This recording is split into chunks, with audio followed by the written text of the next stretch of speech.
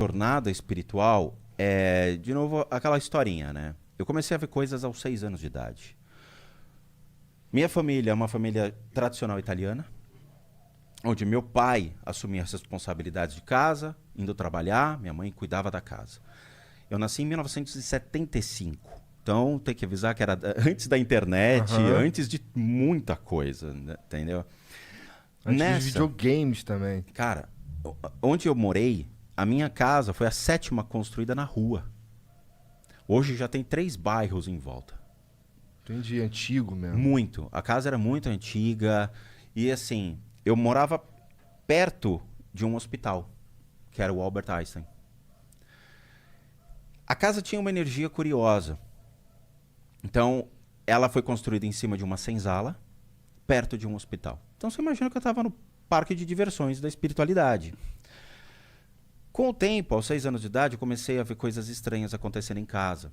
Que são aquelas presenças estranhas que você vê o vulto passando assim. Só que você não vai falar, mamãe, tem um homem passando. Não, eu fiquei quieto. Eu não sabia o que era. E sabia que meu pai era muito rigoroso, muito rígido em relação à família. Então eu falei, eu não vou me expor, não vou buscar arrumar confusão com meus pais. Vou deixar. Então eu ficava só observando, só observando, só observando. E era muito? Eram muitos. Eram 6, 7 caras desse tipo. Eu vou te descrever como eu lembro deles, tá? Lembrando que o que eu tô te passando é uma ótica de uma criança. Sim, tá. 2 metros de altura, mais ou menos uma largura de 1,5 m, com os olhos vermelhos. Acompanhava meu pai. Para onde meu pai ia, eles iam atrás. Eu ficava com medo. E eram vários desses aí? Tudo Eram vários. bem parecido? E assim, bem parecidos já começa a complicar. Quando você tem diferentes obsessores, beleza. Mas quando você tem iguais, eles abrem margem para muitos problemas e muitos desequilíbrios. Ataques de raiva. Depende muito da maneira como eles se conectam, mas pode levar uma pessoa a ter surtos emocionais. Entendo. Tá?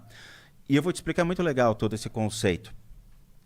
Comecei a ver, mas fiquei quieto. E foi indo. Aos 10 anos de idade, a coisa foi piorando. A casa, naturalmente, gerou um toque de recolher. Então, eu tenho um irmão, a diferença de 2 anos. Tanto meu irmão quanto eu, nós sabíamos que a casa tinha alguma coisa.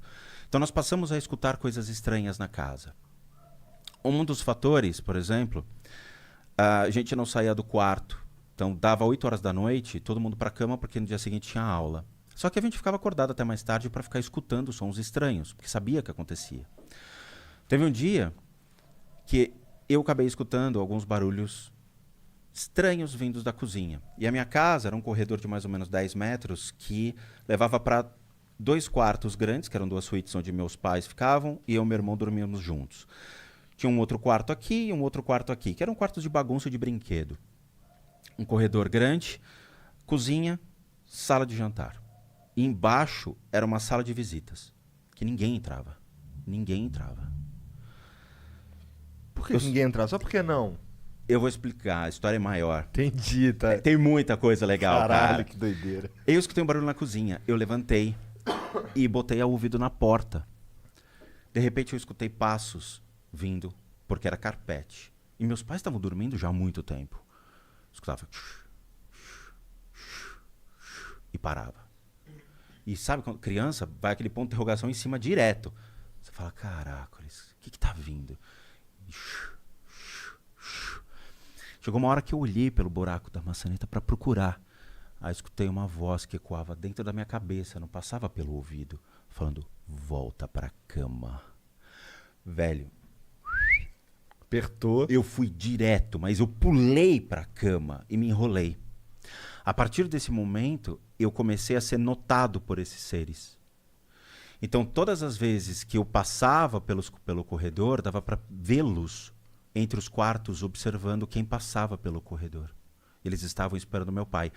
E o pior é que, assim, eles saíam no momento em que meu pai entrava em casa. Então, eu sabia que meu pai estava chegando quando eu via a movimentação desses seres. Caralho, cara. Era incrível. Era algo que você sempre os via. Sempre. Se você tava em casa, você tava vendo esses troços. Sempre. Só que em contrapartida também tinha coisas estranhas que aconteciam. Então uma vez, era altos e baixos. Tinha o dia que eu via, Tinha dia que eu não queria vê-los e eu me distraí com outras coisas. A distração da mente faz com que você não perceba mais eles. Você está distraído, você está fazendo outra coisa, tá? Na minha época, videogame, eu fui ter videogame muito depois.